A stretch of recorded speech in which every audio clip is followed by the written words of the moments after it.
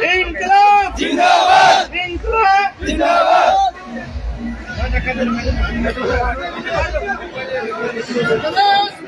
जिंदाबाद जिंदाबाद जिंदाबाद।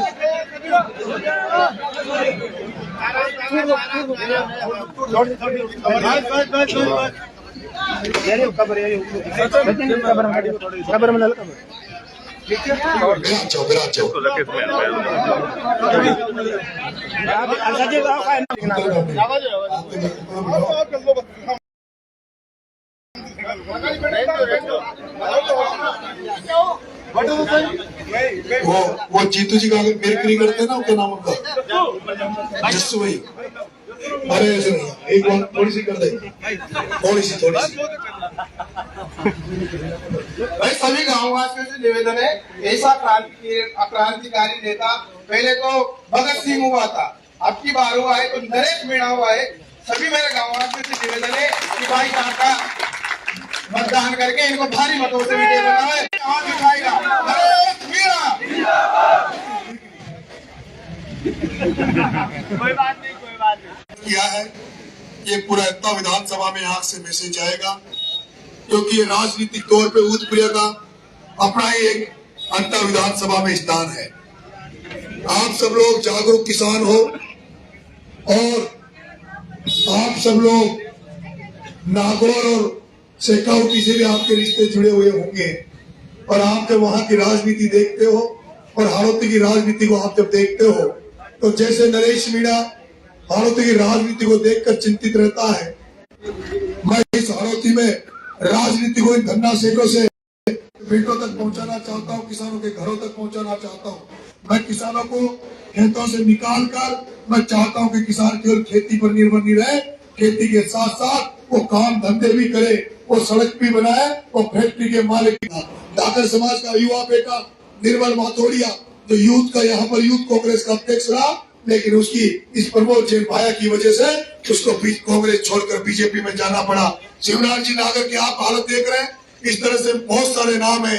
अजीत सिंह जी माथनी को ले लो, सुनील जी गालो को ले लो, भरत मारन को ले लो, ऐसे अनगिनत ऐसे लोग चार के खिलाफ और किसानों के हितों के मुद्दों को लेकर चुनाव लड़ रहा हूँ। अगर आपने मुझे आशीर्वाद दिया, मुझे समर्थन दिया और मुझे अगर विधायक आपने बनाया, तो मैं आपको वादा करके जा रहा हूँ इस बड़े चौराहे पर कि नरेश मीणा अगर एमएलए बना, नरेश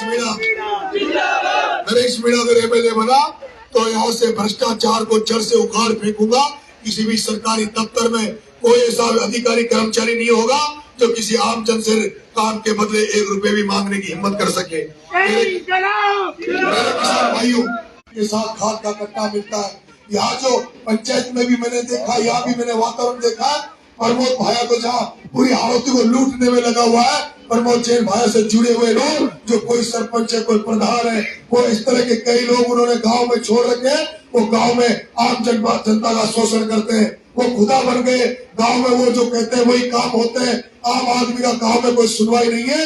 अगर नरेश मीणा एमएलए बन गया, तो नरेश मीणा एमएलए बनने के बाद जिस तरह से आज प्रमोद जैन भाया को टारगेट कर रहा हूँ, जिस तरह से आज प्रमोद जैन भाया रावण रूपी प्रमोद जैन भाया को मारने का प्रयास कर रहा हूँ, आपका बेटा एमएलए बनने के बाद जो गाँव में ये जो प्रमोद जैन भाया रूपी रावण के जो गांव में जो मेघनाथ और जो कुंभकर्ण बनकर घूम रहे हैं, जो जनता का शोषण कर रहे हैं, जो कहते हैं इस गांव में तो वही काम होगा जो हम चाहेंगे। हम चाहेंगे जिसका काम होगा हमारे साथ रहेगा, उसी की भलाई होगी। हमसे जो दूर जाएगा, हमारे खिलाफ बोलेगा, उनको जेलों में डला देंगे, मुकदमे लगा देंगे।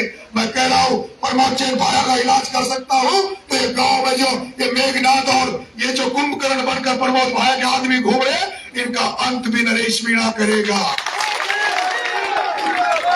आम जनता से कहना चाहता हूँ, मैं जनता के भरोसे चुनाव लड़ रहा हूँ, और जब जनता इस बार नरेश मीणा चुनाव नहीं लड़ रहा, अंता की जनता चुनाव लड़ रही है। और यही इसलिए तो आप देख रहे होंगे, जनता हाथी पर बिठा रही है, जनता ऊंट पर बिठा रही है, जनता फूल मालाओं से तोड़ रही है, जनता फल फ्रूटों से तोड़ रही है।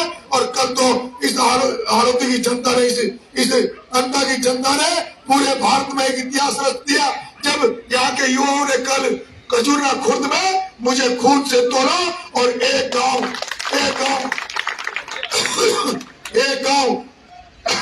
सीमड़िया में, जिन माँ बाप ने मुझे जन्म दिया उन माँ बाप को भी एक गांव में खून से तोला और आज तिसाया में भी खून से तोला जा रहा है। ऐसा पहला चुनाव है, ऐसा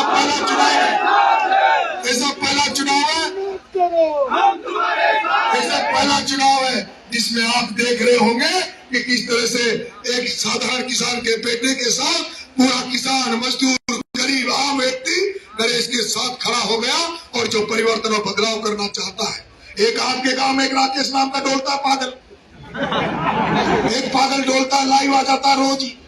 एक बार मेरे पास गया था, महात्मा की तरह बढ़ के गया, मुझे लगा कोई अच्छा आदमी लगता है, फकीर बन के डोल रहा था। मेरे पास आया जब 2020 में मैं जब पायलट साहब को ब्लड डोनेशन कर रहा था, मेरे आकर की